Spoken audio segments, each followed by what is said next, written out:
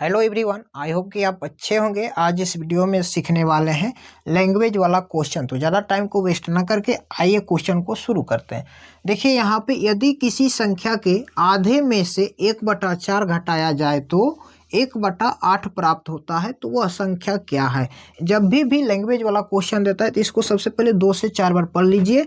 पढ़ने के बाद ही आपको एकदम अच्छा से ये समझ में आ जाएगा। तो यानी कि कोई भी एक संख्या है, बोल रहा है उसके आधे में से 1/4 भाग घटाया जाता है तो 1/8 भाग प्राप्त होता है, तो वह संख्या क्या है। तो यानी कि जिसके बारे में पूछता है उसी संख्या को हम मान लेंगे। ठीक है, तो यहाँ पर लिखेंगे हल।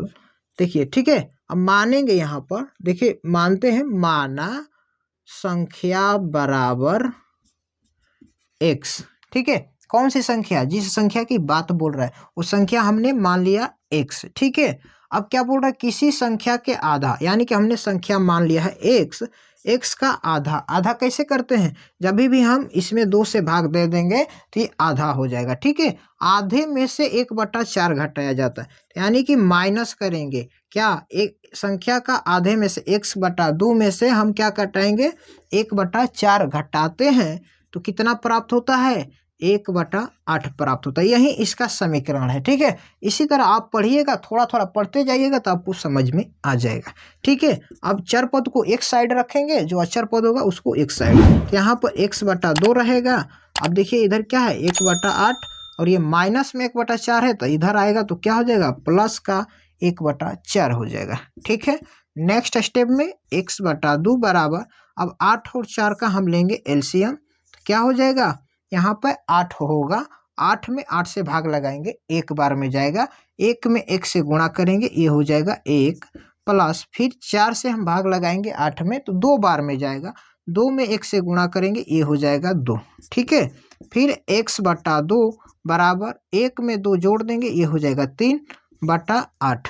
अब देखिए इसको क्या करेंगे, यहाँ पे क्रॉस मल्टीप्लाई करेंगे। ठीक है, अब यहाँ पर देखिए क्या करेंगे, क्रॉस मल्टीप्लाई कर दीजिए, तब यहाँ पे ये हो जाएगा 8 गुणे x बराबर 3 गुणे 2। तब x की वैल्यू निकालना है तो x का जो मान होता है गुणा में, तो उसको हम कर देते हैं भाग में इधर। ठीक है, और जो यहाँ पे है इसको यहाँ पर लिख दीजिए। तब इसको 2 से काट दीजिए 8 को, तो ये हो जाएगा x बराबर 3/4। ठीक है, तो यानी कि जिस संख्या की बात कर रहा था वो संख्या क्या है, 3/4 है। यानी कि इसी 3/4 का में से हम आधा घटाएंगे तो क्या हो जाएगा, इतना प्राप्त हो जाएगा। ठीक है, आई होप कि ये क्वेश्चन आपको समझ में आया हो। देखिए यहाँ पे सेकेंड क्वेश्चन है, एक त्रिभुज के तीनों कोण 2:3:5 के अनुपात में है, तो उनके तीनों कोण ज्ञात करें। काफी इंपोर्टेंट क्वेश्चन है, ऐसे सब क्वेश्चन एग्जाम में आते रहते हैं, तो ध्यान से देखिएगा। इसको हम बेसिक से बताने जा रहे हैं। ठीक है, मान लीजिए यहाँ पे एक त्रिभुज हम सबसे पहले हम बना लेंगे। ठीक है जी, ये त्रिभुज हो गया, इसको हम नाम देते हैं ए, इसको बी और इसको सी देते हैं। अब बोल रहा है तीनों कोण का अनुपात इस अनुपात में है, तो यानी कि मान लीजिए यहाँ पे देखिए तीनों कोण ज्ञात कीजिए। तो सबसे पहले हम मान लेंगे, देखिए यहाँ पे मानते हैं, हल करेंगे। यहाँ पर माना अनुपात बराबर x, अनुपात हमने क्या माना, x माना। तब यहाँ पर लिखेंगे पहला कोण बराबर क्या है, 2 है, तो 2 में हम x से गुणा कर देंगे, ये हो जाएगा 2x। ठीक है, अब दूसरा कोण निकालेंगे। दूसरा कोण क्या दिया है, 3 है, तो यहाँ पे 3 में हम x से गुणा कर देंगे, 3x हो जाएगा। फिर निकालेंगे तीसरा कोण।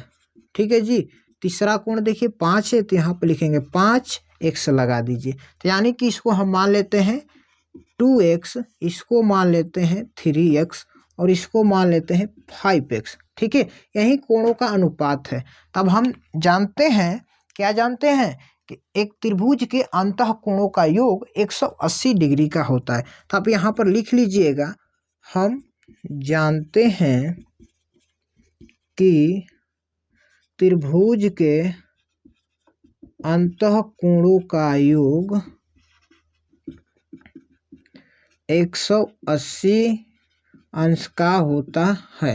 यानी कि इस त्रिभुज में जितना भी कोण बनेगा यहाँ पे तीनों साइड, तो यानी कि 180 डिग्री का टोटल योग होता है। ठीक है, तो अब यहाँ पर हम इसको सॉल्व करेंगे। अब देखिए पहला कोण क्या है 2x प्लस दूसरा कोण क्या है 3x प्लस तीसरा कोण क्या है 5x, ये किसके बराबर होगा 180 के बराबर होगा। ठीक है, अब देखिए नेक्स्ट स्टेप में इसको जोड़ेंगे 2 3 5 5 10, एक से तो x लगा दीजिए बराबर 180।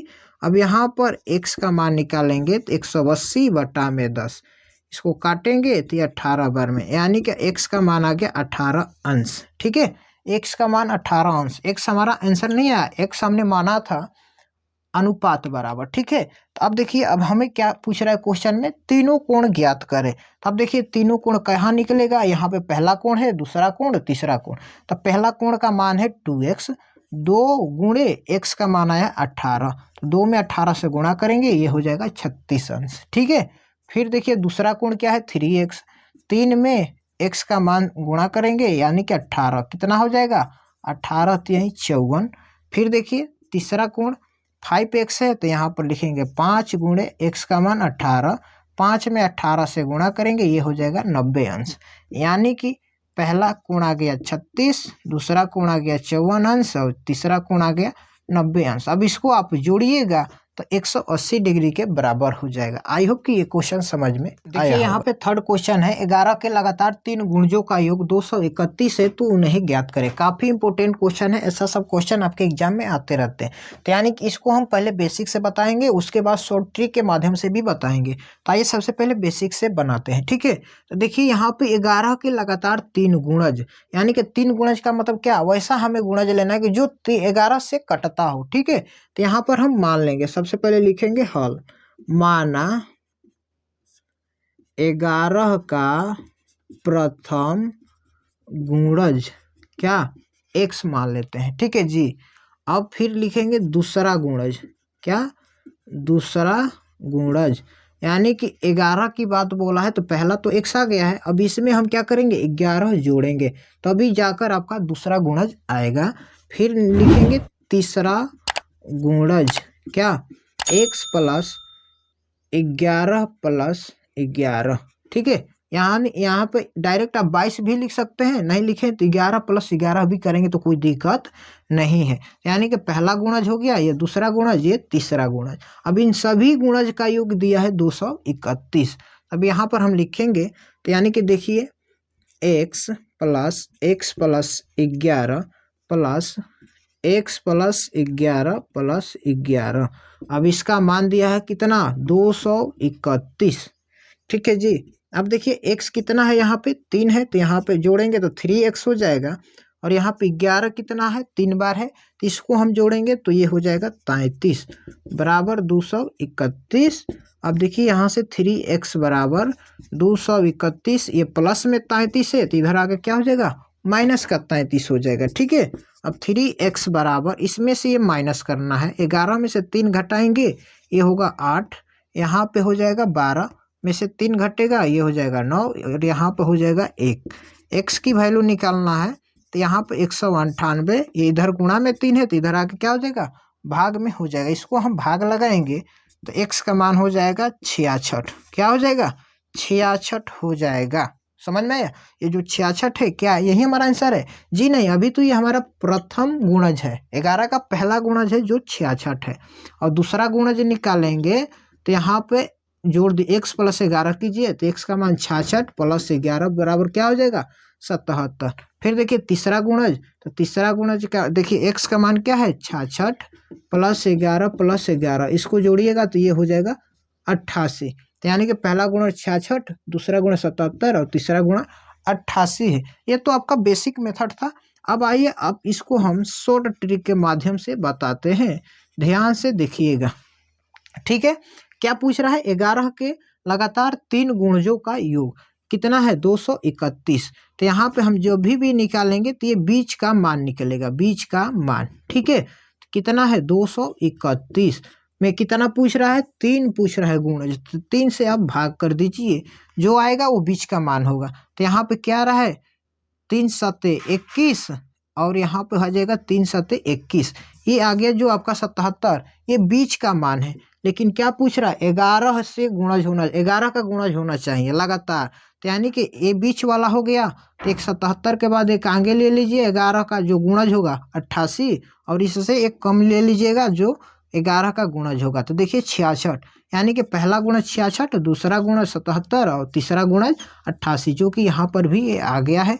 ठीक है, यानी कि दोनों विधि से हमने बताया, दोनों विधि से सेम आंसर आया। आई होप कि ये सभी क्वेश्चन आपको समझ में आए होंगे। अगर नहीं भी समझ में आया तो वीडियो को 1 से 2 बार रोकर फिर से देखिए, हमें उम्मीद है कि आपको जरूर समझ में आएगा। वीडियो अच्छा लगा हो तो लाइक कर दीजिए, चैनल पर आप पहली बार हैं तो चैनल को सब्सक्राइब करके बेल आइकन कॉल पर प्रेस कर दीजिए, क्योंकि इसी तरह के और सारी नई नई वीडियो आपको टाइम टू टाइम मिलती रहेगी। तब तक के लिए आपका बहुत बहुत धन्यवाद।